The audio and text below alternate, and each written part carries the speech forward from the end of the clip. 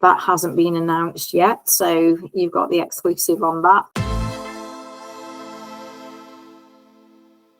Hello, and thank you for joining me on this latest edition of Brand Pitch for Talk Hockey Radio.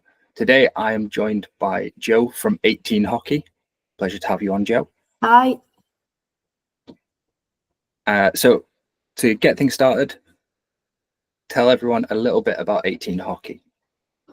Okay, so Eigheen was founded in 2018 actually, and it kind of came about because I'm quite a creative person and love hockey, and we used to go to Barrington's and try out lots of sticks, and I kind of always had a hankering to design something of my own, so it kind of developed from there really. So lots of research, we got lots of sticks, we got lots of people to try them out, and then we found the manufacturer that we've got now, and so it's kind of developed from there really. You've got a fairly good sized range in terms of products that you offer. So you've just done a big relaunch. Obviously, I attended your launch ambassadors day. So let's start at the top of the range. So up at the top of the range, you've got your high carbon sticks. They are available in 4 different profiles. Yeah. So you've got your extreme low bow, you've got 2 low bows, one with a concave and one without. And then you've got a mid bow. Yeah. How did you decide on those 4 profiles for your sticks? So since we've been going, we've kind of started with a few molds, and then we've sort of taken on feedback from ambassadors, from players that come and borrow the sticks, and we've kind of then gone back to the manufacturer and changed things and tweaked things. And then this year we've decided that the mid bow, the low bow, the extreme low bow, and the control low bow are 4 sticks that suit the majority of people's games. So that's how we've arrived at those. And then we've also this season, which has been really nice, been able to introduce those in a 50, a 70 and a 95% carbon throughout each of those ranges. So hopefully there's something there for, you know, everyone, someone who likes a softer stick, someone who likes a more carbon full stick, and then they've kind of got more power as well. So hopefully, and then there's a 70% one, which is like sort of in the middle. So you've got lots of control and also, you know, a nice amount of power there as well. Yeah, and what I do like about your range is the color coordination. So each profile has got its own color and each range has got its own color. So top of the range is black and orange. The 70% is like a blue carbon finish, and the 50% is like a silver carbon finish. Yeah, that's right. So what we've done this season to make it easier to identify is, so all the 50% carbon sticks have got the lovely silver spread toe weave, and then the 70% carbons have got the blue spread toe weave, and then the 95% carbons have got the black spread toe weave. And then what we've done is each mold shape has got its own colour. So the mid bow is a lime, the low bow is a lovely aqua blue, the extreme low bow is our on-brand iconic orange, and the CLB is a lovely sort of pink mulberry colour. So it helps to identify the mould and also identify how much carbon is in the stick as well. And which of the range do you play with yourself? So I actually play with the 70% control low bow stick. I quite like the feel of it. It's a little bit softer. I did originally play with the 95% one, but I quite like it's a little bit for me, it helps me to control the ball a little bit better, and it's got plenty of power in as well for slapping or hitting the ball. So I've played with that one for a couple of seasons now. So yeah, I quite like that one, and I like the colourway as well. And is that part of what informed what stick got what colour? No, it isn't actually. But yeah, I actually really like the limey sort of yellow that's on the mid bow as well. I think that looks really smart against the other colours. But yeah, we got to have orange in there because when we sent out a feedback survey, there was plenty of responses that said, you know, make sure you've got some of the orange in there. So we have done this season, brought that back as well. So, and the blue is always popular as well. That's on the low bow. So yeah, it's quite a nice range of colours. Yeah, absolutely.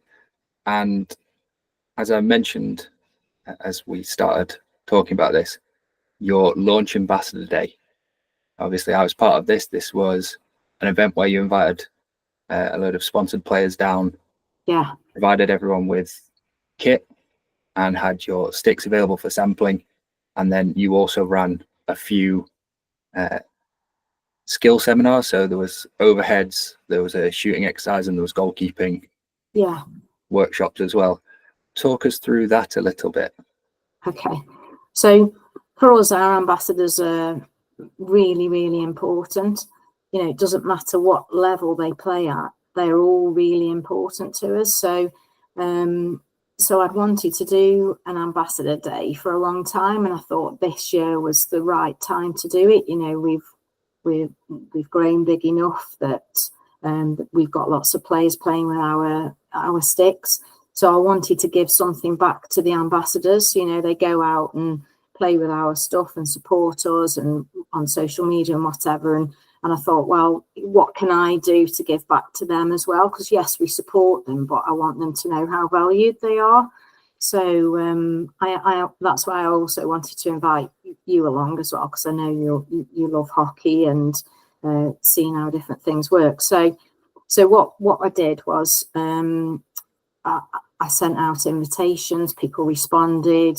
I ordered kit for them, which was bespoke for the day. So that kit can't be bought at any other point. So it's for the ambassadors. And then we arranged an aerial masterclass. We've got quite a few goalkeeper ambassadors, and I always think that, you know, it's really important that there was something there for them. So we had a really good session with them. We did shuffles, we had the speed gun out, and it basically was a good chance for everybody to see the new range and launch it, but also for everyone to have lots of fun and meet some of the other ambassadors as well. And I felt it was a really nice day, actually, and I got loads of lovely comments from people saying how much they'd enjoyed it and appreciated it. And we also had Gareth there from Hockey Captured, so he was there and he got some really nice videos and photographs, and it was just it was a really nice, really memorable day. And yeah, I would definitely do it again. And yeah, we all enjoyed it, and we managed to get really nice weather as well, which was really good too. Yeah, it was a really nice day. Oh, especially when you can be out in the sun. Yeah, it just makes it even better. Yeah, it was, and I was really pleased because, you know, it was the first time we'd ever done anything like that, and I don't know if other brands have done that, and I sort of thought, I'm not sure how this will go, but actually it couldn't really have gone any better. It was really nice. Everybody had a great time. You know, you bought your stick IQ thing along the mat, and everybody loved that as well. So that got really good feedback as well. So it was just an absolutely lovely atmosphere, and I just thought it was a nice way to show the ambassadors how much they're appreciated. So yeah, it was good. Another one of those coming up next year? Yeah, hopefully. Yeah, definitely. Because there was a few people that couldn't make it because they were on holiday. So I had to try and arrange it to avoid TA tournaments and various different things. So yeah, I'd love to do another one next year and make it even bigger. Actually, it'd be really good. And then if I remember correctly, you followed that up by taking an 18 team the following weekend to a tournament. Yeah, we did. So I spoke to Taff. Taff invited us to the Southport Sevens. So we did a pop-up day on the Saturday, and then there was the mixed tournament on the Sunday, and so yeah, we entered a team 18, and we had an absolute blast. To be honest, it was great fun, and that's something else I'd be keen to do as well. Get players come and play, and it was lots of fun, and we had a great time. So yeah, that was good. It was good. We had a good couple of weekends, with the ambassadors and then playing in the tournament. So yeah, it was lovely. And that's one thing that I do like with 18 is on your website you actually have a request form for getting 18 to come along and have a demo stall set up at your event. I think you're the only brand that I know of that has that openly on the website rather than you having to go and send them a bespoke email. All right. Oh yeah, that's great. So yeah, so it's really important to us because we are online, but the pop-up events are things that we really enjoy doing because we get to meet the hockey family. Lots of people come and talk to us. People can go and try out the sticks. There's never any obligation when there's lots of people come to us and ask for advice, and we're more than happy to give it. We get asked a lot by parents about, what sort of stick and shape and so on. So we often, lend them the sticks. They go out and have a go with it. They come back, they change it, try it with something else. And it's just a really nice way to get out there, and, people can get to know the brand. There isn't a lot of places that you can go and try things out as well. So that was part of, the idea behind doing it. So, we do quite a lot of pop-ups, and you sort of think the hockey season finishes around April. And yes, we do pop-ups between when it starts and April, but actually during the festival season, we do loads and loads of pop-ups as well, which is really nice because it's quite a nice relaxed atmosphere. People come and talk to you. And then we've got some pre-season pop-ups as well. So people then are interested in finding out about a new stick for the season and, or bags or gloves, protection, that sort of thing. So, yeah, we really enjoy doing them. And it's just great to meet lots and lots of other people as well, actually, and have a good chat with people. So this weekend we're off to the Armitage, and we've got 2 pop-ups there, Saturday and Sunday as well. So I think there's about 16 women's teams on both days. So that'll be a good weekend. We went last year and it was excellent. So hoping we'll see some people that we saw last year and hopefully meet some new ones as well. To be clear, it's not just your sticks that you take with you to the demo days. You've got all your usual hockey accessories, so gloves, shin pads, bags, things like that. But then you also have shoes as well. Yeah. So but a couple of years back, I met with the Mizuno representative, and so we are able to have the Mizuno shoes as well, and we found they've been really reliable and a very good shoe as well. So Harry, our youngest son, he absolutely loves them. So he loves the fact that we can get the Mizuno shoes as well. So he loves the ones with the funky soles as well. So they're pretty cool, aren't they? So we have shoes as well. And almost on brand, because I think the latest version have got orange soles. Yeah, they have. Yeah. So that'll probably be the next batch of shoes that come in. So we love a bit of orange. Growing from there, you've just started doing bespoke kit. I think you've got 2 clubs announced at this point. Yeah. So that was really exciting. So quietly in the background, we've been sort of doing things for hockey tours for schools, and then Timperley came chat to us about it, and we've designed a whole bespoke range for them, which is currently in production and will be there for the start of the season. So that's really exciting. So we've gone right the way through, looked at their kits, helped them to redesign their club logo so it takes into account their heritage as well. So that was quite exciting. So so they've got the whole kit, right from socks right the way through to women's shorts, skirts, men's shorts, hoodies, quarter zips, coats, joggers, the whole lot. So their club shop looks really nice. And then also we've got the contract for North Stafford Hockey Club as well. So that's quite exciting, because that's got quite a personal connection as well, because that's where both the boys started playing hockey and we as a family started playing hockey there. So that's nice. And they've got club day tomorrow, and so on Saturday. So their kit shop will go live on their club day as well. So that's quite exciting as well.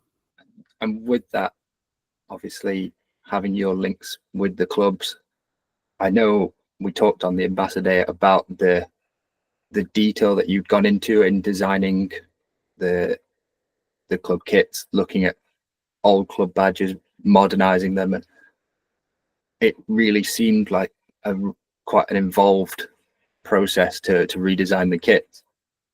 So with that in mind, how long does it usually take you when working with a club to go from agreeing the contract to sort of finalizing the design?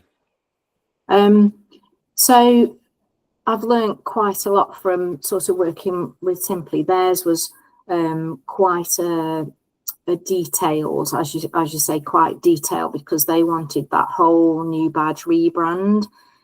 So there was quite a lot of work that went into it. So what we did was we did a kit forum with the members. So they came to chat to us about what they wanted from their kit. So we listened really carefully to that, and they filled in like sort of feedback forms.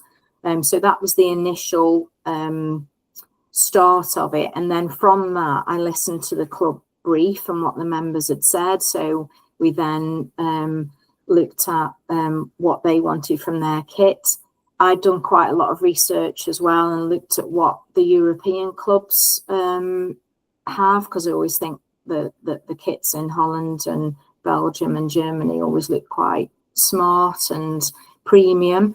And Simply came back to me and said they wanted that sort of premium look. So we then went back with different designs, and then things got tweaked, and then we had samples done.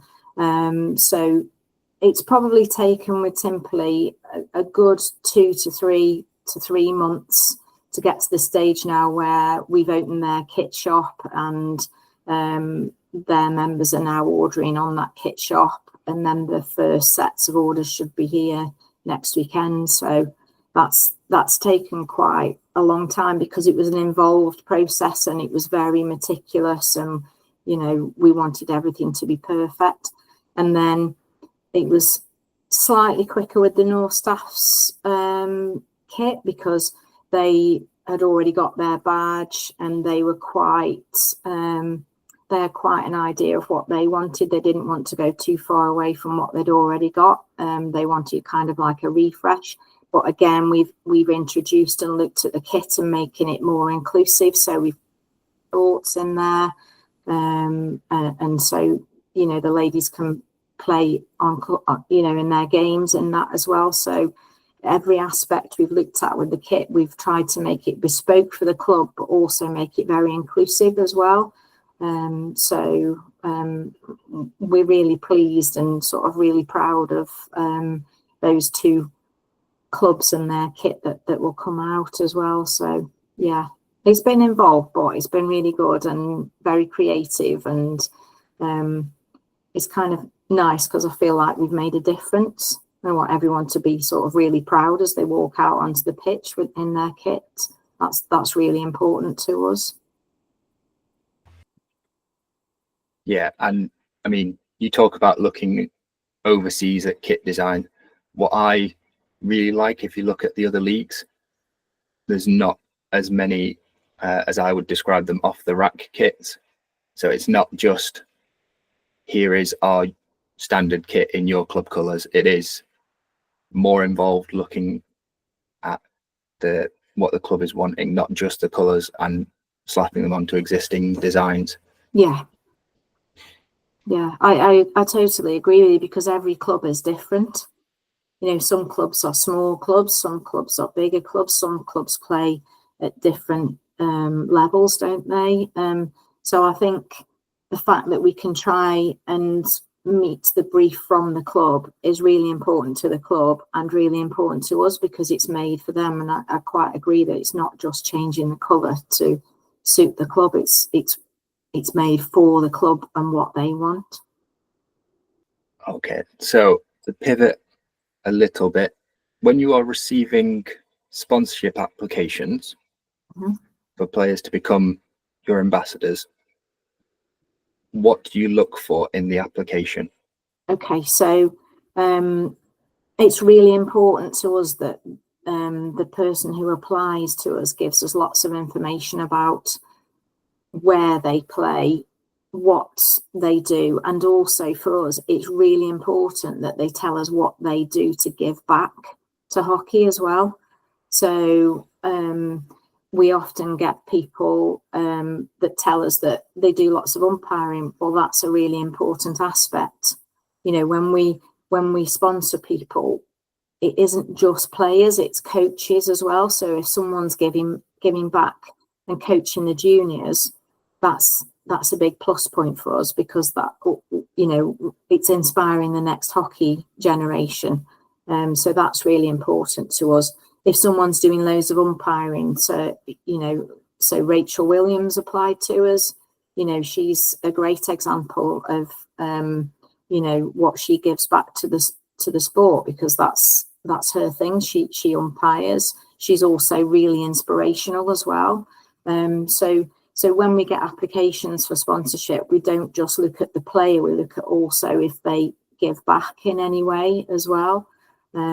So that's really important to us. And I know we've talked about this on the Ambassador Day, but I think something that's really nice that you do at 18 is that you try to go and watch your ambassadors play. Yeah, that is really important to us. So I go and I take photographs as well, so that they've got a bank for social media. We've got a bank for social media, but also, you know, I do try and get to as many things as possible. So if they're in a tournament or, you know, so for example, at the TA tournament, we got, I think it was 10 or 12 ambassadors playing. So I went on the Saturday and tried to get to pretty much everyone's game that was playing, so that even if they didn't see me, they knew I'd been, because I'd contacted them and I'd said to them, you know, wish them good luck, have a good time, enjoy it, sort of thing. And that for me is a big part of our sponsorship and the support that we give to players. So they're not just a player that plays with our stick, they are part of our hockey family. And hopefully, you know, they feel that they are valued through that as well, because I'm just, you know, I love it, because I just feel really proud that they're out representing us, and if I can give back to them by going and watching them and supporting them that way as well, that's brilliant. You know, I mean, I've been to watch Freya when she was playing at Lillishall, and you know, and Grace as well, who plays for Wales. Both of them play for Wales, and then we've got National League players. So if I've got players playing Timperley or wherever, I'll try and go and watch them as well. And then we've got, you know, things at the TA things, and then, you know, various different tournaments we've been to, Malvern and Nottingham Hockey Centre. So yeah, we try and get to as many as possible, really. As someone who goes to a lot of hockey tournaments and different hockey facilities, what do you think is the best venue to watch hockey in the UK at the minute? So I have to say, hands down, I think it's Nottingham Hockey Centre. There's so many pitches there. The facilities they've got are fantastic. And there's just such a great atmosphere when you go and watch there. So yeah, I think, you know, that there are lots of lovely clubs as well. You know, there's a great atmosphere when we go to Timperley. There's a great atmosphere when you go and watch at some of the other clubs. But for a venue, yes, you know, you've got Lee Valley, and Harry's played there this year, and we've been there a few times to support various ambassadors. And yes, it's, you know, amazing because the England team play there and whatever. But I do think Nottingham is great. We've had lots of lovely tournaments there and seen loads of ambassadors there as well. So, and you know, it's kind of central as well, in the centre of the country. So yeah, but I think for us, Nottingham's probably a really good venue. And are you in any talks to try and get Eigheen into their little pitchside shop at Nottingham? Yeah, we are in there. We're in the Beehive. So yeah, I think we went in pretty much at the end of the season. I think it was sort of April, May time. So yeah, we've got some demo sticks in there. We've got grips, lots of accessories, shin pads, umpire kits, gloves, shin liners. So we're hoping as they extend as well, we're going to get our bags and things in there as well. So that'd be really good. But yeah, they've been really supportive actually. So with your range of products available, what do you think is the most popular? So we'll say stick first. So which is your most popular stick? So this season, the Lobo has absolutely flown out. It's been really, really well received. So in the stick, that's been really popular. I think it's just it's a really good stick for throwing aerials. It's a nice stick for drag flicking as well, and you've still got that real nice element of control with it, and it's good to slap the ball and pass with. So I think that all of that combination of aspects has made that a really good seller. Aside of that, we introduced a hold all this season into our bag range. That's absolutely flown out. It's actually taken me a bit by surprise. So we've got another order in for those as well, because we've not got a lot of those left now. So so that's been really good. The mini mammoth bag is always really popular. And we've brought that out in white this season as well, which has been very well received. So yeah, all of those things. And then you've got your staple things like gloves. We sell loads of gloves, and also because we do right-handed gloves as well, people love those because they're really popular. And grips as well. Actually, we sell a lot of grips, and obviously the staple colours like white and black, but also the neon pink has been really popular as well. So yeah, so all of those are probably our really big sellers. So to follow on from that, how do you advise people on what stick to get? Okay, so what we do first of all is we kind of ask them if they know what sort of carbon content they've got in their current stick. And then what we then do is perhaps have a little chat with them, because some people will come along to us and say, what's the best stick? I just want the best stick that you've got. But the best stick necessarily isn't the one with the most carbon in. The best stick is the one that allows that player to play the best that they possibly can on the pitch. So we then have kind of like a little conversation with them about, you know, the 50% carbon being a little bit softer when you receive the ball. It's got a nice amount of power in it. Then we go to the 70 and we explain that that's a little bit stiffer, bit more power, and then we explain that the 95% is, you know, the most stiff stick that we do, and it's got the most power in it. So then what we'll do then is we'll say to them, you know, what sort of position do you play? And that doesn't necessarily dictate what mold shape you choose, because, you know, it's up to the individual. I think a stick is a very personal thing. So what we then do is say to them, go and try these, go and try all of them, come back, narrow it down, and then we have a conversation with them about, you know, what have they liked about this? Well, if you've liked this, do you want to go and try this stick, or do you want a little bit more power? So try this. So it's very much a two-way sort of conversation with them. So we kind of try and get to know their style of play and then help them from that sort of point, really. So yeah, so I mean, stick advice is one of the things that I try to do online. I do it through my Discord mostly, and it is those kind of questions to guide them into what is going to suit them best.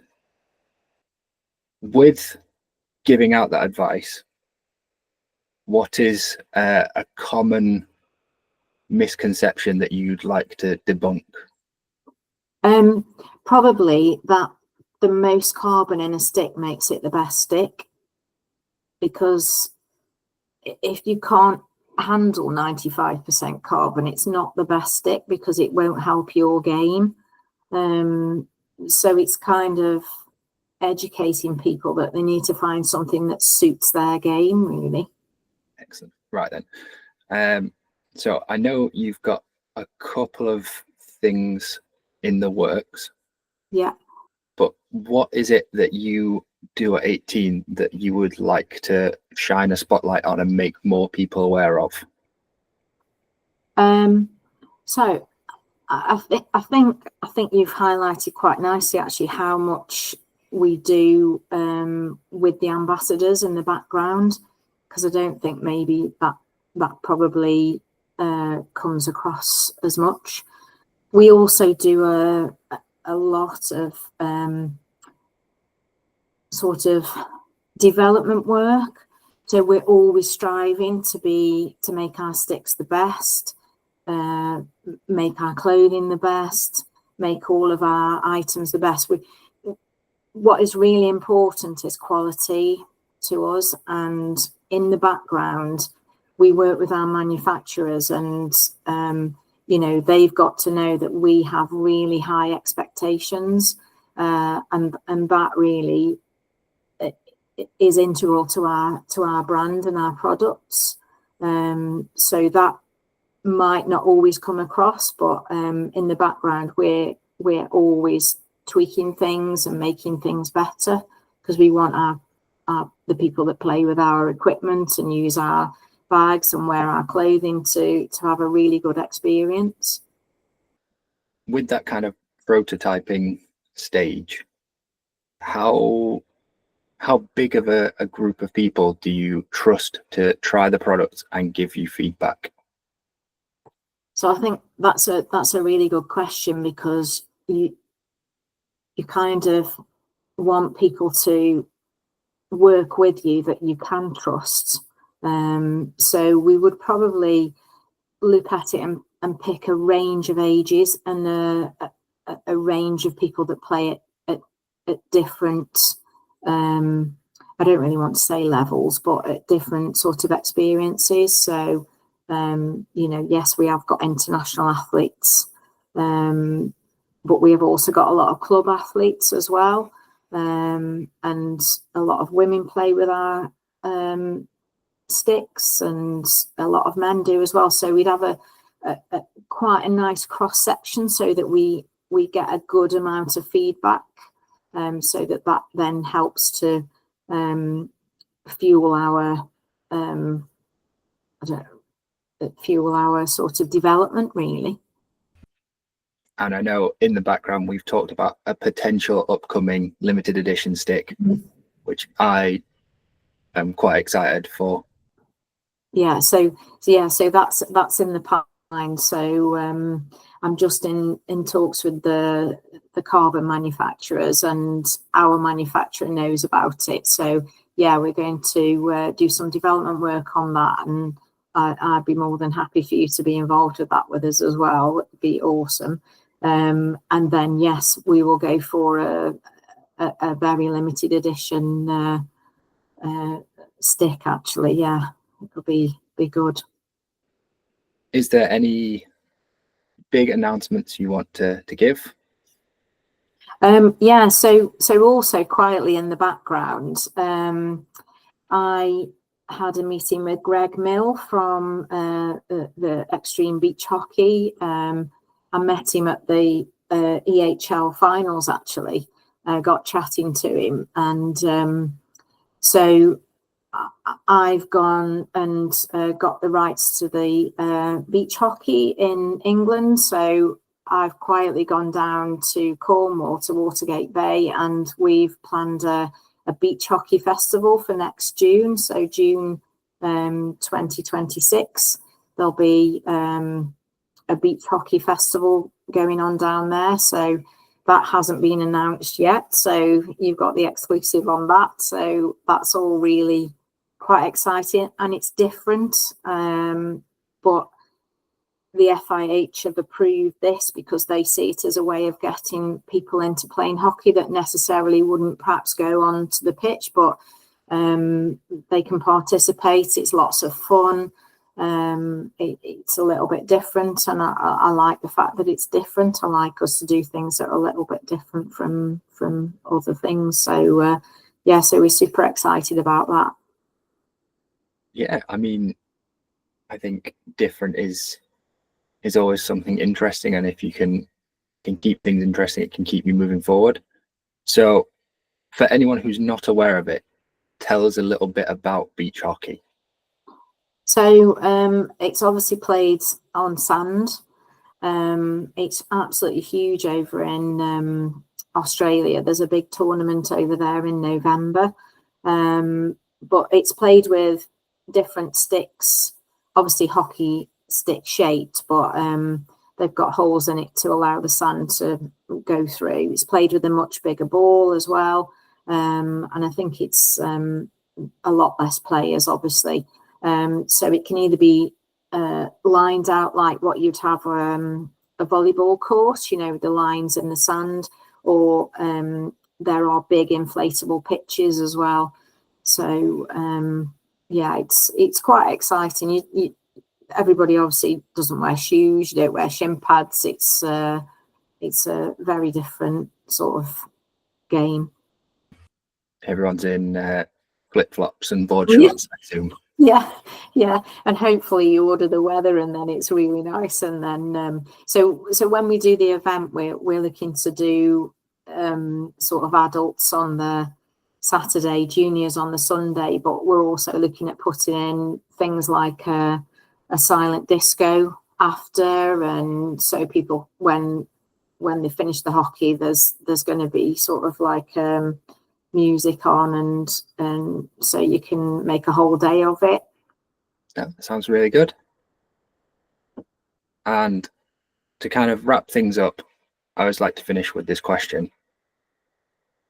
If you were given a blank check to go out and sign any player to Eigheen Hockey, who would be your perfect ambassador? Right. So I'm going to say this person because this is Harry's idol, because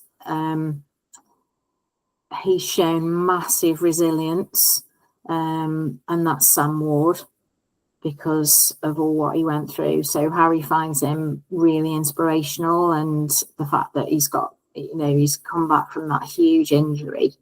So, you know, and he's a great guy, and he loves his sport, and he loves golf as well. So from a male perspective, it would be him, but I think from a female perspective, it will probably be Yibby Hansen, because I just think she's awesome. So yeah, it would. I don't know if we're allowed to. That's probably been a bit greedy, but yeah, it would be those two, I think.